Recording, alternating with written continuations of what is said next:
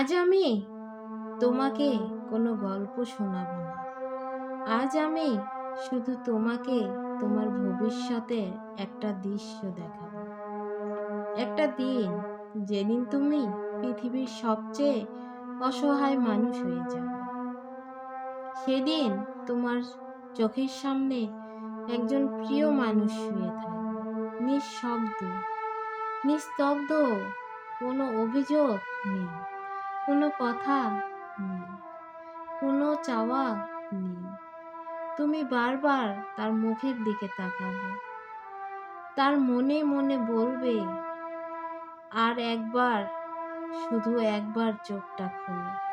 কিন্তু সে চোখ আর খুলবে না। তুমি বলবে, আরেকবার কথা বলো, কিন্তু সে আর কথা বলবে না। তুমি বলবে, আমি তোমাকে অনেক ভালোবাসি, কিন্তু সে শুনবে না। তখন তুমি বুঝবে, এই পৃথিবীর সবচেয়ে বড় কষ্ট বিচ্ছেদ না, সবচেয়ে বড় কষ্ট হলো কিছু কথা থেকে যাওয়া, কিছু ভালোবাসা থেকে যাওয়া, কিছু ক্ষমা চাওয়া থেকে যাওয়া। সেগুলো আর কথা বলা হবে না। জানো, আমরা প্রতিদিন কত মানুষকে অবহেলা করি। মায়ের ফোনটা কেটে দিই, বাবার কথায় বিরক্ত হই, প্রিয় মানুষটার মেসেজ পরে দেখব বলে রেখে দেই, বন্ধুর খোঁজ নেওয়া পিছিয়ে দেই। আমরা ভাবি সময় আছে, অনেক সময় আছে, কিন্তু মৃত্যু কখনো আসবে এই সময় দেখে আসে না। আমাদের একটা ফোন কল, একটা দুর্ঘটনা, একটা অসুস্থতা, আর পুরো পৃথিবী বদলে যায়। তারপর শুরু হয় অনুশোচনা, যে অনুশোচনার কোনো ওষুধ নেই, কোনো চিকিৎসা নেই, কোনো ফিরে পাওয়া নেই। শুধু আছে কান্না, নিঃশব্দ একটা দীর্ঘশ্বাস, আর আছে এক বুক আফসোস।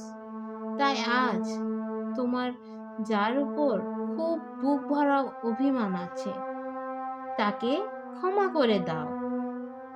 যাকে ভালোবাসো তাকে বলে দাও। যার জন্য দোয়া করো তাকে বলো, আমি তোমার জন্য দোয়া করি। কারণ অনেক মানুষ গতকালও জানতো না আজকের সূর্যোদয় তার আর দেখা হবে না। আজ তুমি এই ভিডিওটা দেখছো, হয়তো আগামী বছরও দেখবে, হয়তো দেখবে না, আমি জানি না, তুমিও জানো না।